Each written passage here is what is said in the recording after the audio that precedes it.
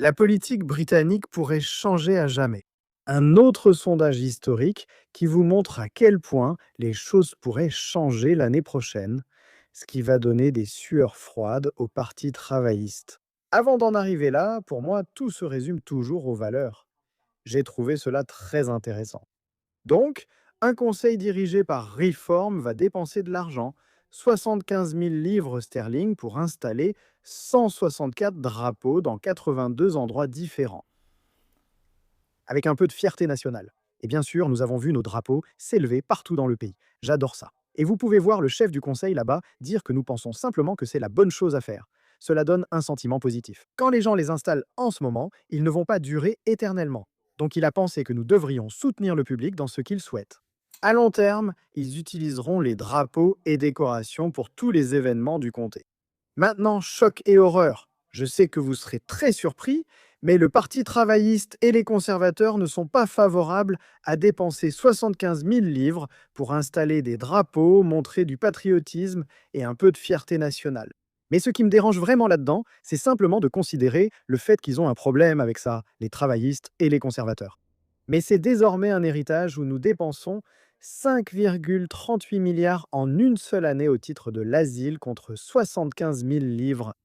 Et rien que pour l'hébergement des demandeurs d'asile maintenant, grâce à l'héritage désastreux des conservateurs et des travaillistes, on envisage de dépenser 15,3 milliards sur 10 ans. Alors, comment ose-t-il critiquer le fait de dépenser 75 000 livres pour installer nos drapeaux alors qu'ils ont laissé ce pays dans cet état? Dans un état tel que nous dépensons 15,3 milliards, rien que pour l'hébergement des demandeurs d'asile, je pense qu'ils devraient vraiment avoir honte d'eux-mêmes. Mais je pense que cela montre bien la différence de valeur, n'est-ce pas? Mais regardez, en ce qui concerne le verdict des électeurs en Écosse, et cela va vraiment inquiéter le Parti travailliste. Cela pourrait marquer la fin de Keir Starmer en tant que chef du Parti travailliste. Le Parti travailliste pourrait finir troisième aux élections du Parlement écossais l'an prochain. Cela opposerait le SNP à Reform, qui deviendrait le principal parti d'opposition à Holyrood. Et vous pouvez voir ce sondage ici avec le SNP à 34% lors du vote de circonscription, Reform à 22% et le Parti travailliste à 18%. Et sur la liste régionale, le SNP à 29, Reform à 20 et le Parti travailliste à 17. Et vous pouvez voir que l'estimation de ce résultat signifierait que le SNP obtiendrait 55 sièges, Reform 22 et le Parti travailliste 19. Et si cela arrivait, ce serait le pire résultat de l'histoire pour le Parti travailliste, avec la citation indiquant que c'est le premier sondage en Écosse à montrer Reform en deuxième position, à la fois sur le vote de circonscription et sur la liste régionale. Cela confirme ce que vous voyez maintenant. Le parti atteint en moyenne 20%, se rapprochant des 22%. Et cela signifierait que le Parti travailliste arriverait troisième en Écosse.